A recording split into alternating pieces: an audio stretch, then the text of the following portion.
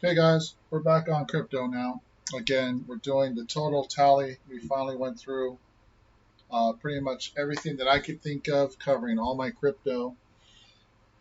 Um, and we're going to look at this side of my spreadsheet here. As you can see, um, this crypto here, it's in the negative, but it's actually subtracted from the total of the miners that I invested in. So once the miners make their money back, this will rise back up. I only bought a little stock. I was just playing around with the penny stocks, just a couple dollars. But I have the column there because it's money. It's there. It's just in there, jumping around at a dollar for four different stocks. I was playing around with Cash App has like a little, buy some stock for $1 kind of thing. So messing around with that. Um, we'll see if I put in any more on that. I don't know. Um, I know I need to. I was going to look into stocks. Probably be more interested. I have more money to invest and more money to lose, I guess. Anyways, as you can see, the net worth part is currently at the most current as of today is negative $1,854.94. So as soon as I eliminate my debt, which is close to 3,000, that will offset that back up to like a positive. Um, what was that? Positive 1,200 just from eliminating my debt, which will be good because the debt's not that high. I mean, there's some folks with some enormous debt that I can't imagine what that would be like to have that on your shoulders. And I've had some. I was saddled with debt too, so I know what it feels like. Being this low, being this close to like being free is such a great feeling. So, but measured against the assets I have, that's why I'm sitting at a negative net worth, right? Even with all my holdings and everything. So, just kind of gives you an idea of where I'm starting from. I'm starting from a hole, and it's not too bad of a hole. There's been some worse holes, so at least I'm getting a nice, good assessment. Um, and that actually should have gone. This actually should go on the finance log. We're gonna worry about that. I'm not gonna pay too much attention to that right now. Now, as far as the CEED, and the difference between that and the SEED, I had to segregate where I actually invested in the coin itself when I'm talking about crypto. The other seed money is in like tools and different, and that's not even including the miners. There's money I spent on like a VPN thing. I spent like other memberships for like learning, different things like that. That's all seed money that I consider that I want to recover because it's also considered investment because it's investing in in building the value of crypto. So obviously when crypto was up, that number was way lower. In fact, um, it was in the positive for the CEED, and SEED was also, I think, close to. I think it was in the positive too, or maybe it's lower negative. As you can see with the miners, that's my biggest risk on my portfolio. It's sitting up. So currently we're sitting at, with what I've personally invested in actual coin, it's negative $1,228 and and 1 cent. As far as other things that I put into crypto outside of the actual coin itself, we're looking at negative $2,293.80. Okay, so we need to recover that, through the gains, hopefully, crypto returns or things like that. Um, as far as the miners are concerned,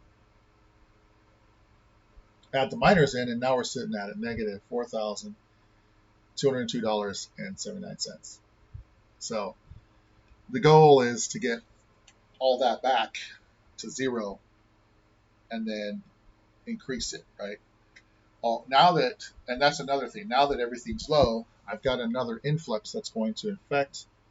It's going to affect my bottom line. I'm going to discuss that in my finance as well. And I'm thinking it's going to be a good sum that's coming in for me.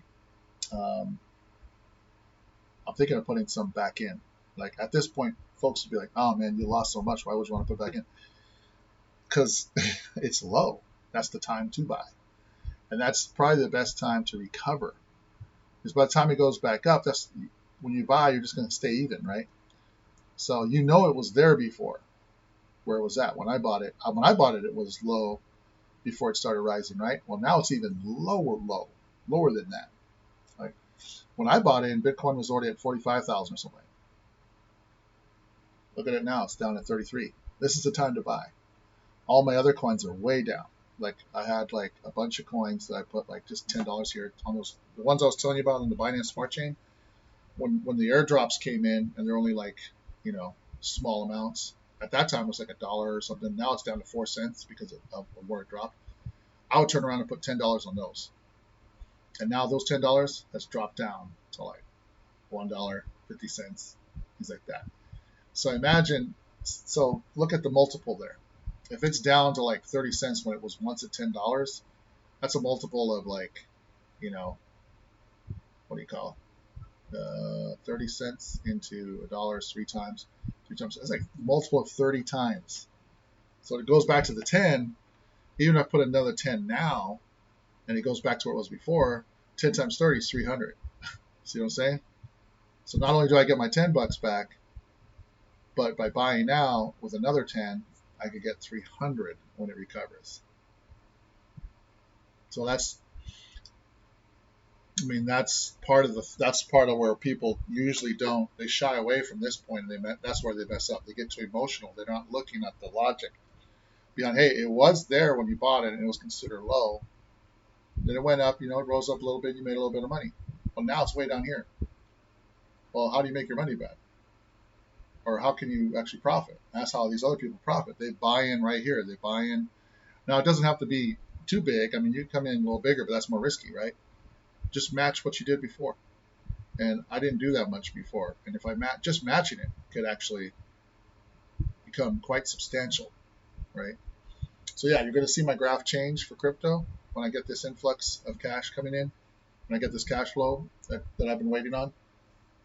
You're going to see this go, the seed money increase. Like it's going to go more negative, right? Because it's going to be like, oh dang, you're putting a whole other $1,000 in there. Why? I think I'm going to do something around 1,000 is what I'm going to do. And then I'm going to make sure, well, obviously I'm going to make sure I got my keyboard. That's the priority because I'm going to be investing in that. But I'll definitely have enough for my keyboard by then. I've already raised some funds towards it, and then I'm getting the influx. So I'll have a keyboard. I'll probably get some recording equipment. I'll start putting some money into that. So that's going to be a whole nother seed application. I'm sticking on my spreadsheet. Like I said, that's going to go on the finance side, managing my business, managing my music, and seeing how much I'm investing in that, with the hope of recovering that through sales of CDs, streaming services, YouTube, everything that's available on social media to where I can earn from.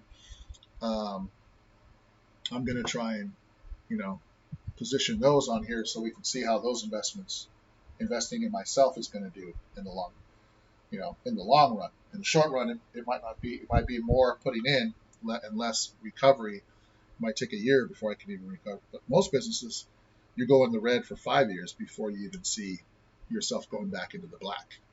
So it all depends on what type of business you're doing and things like that.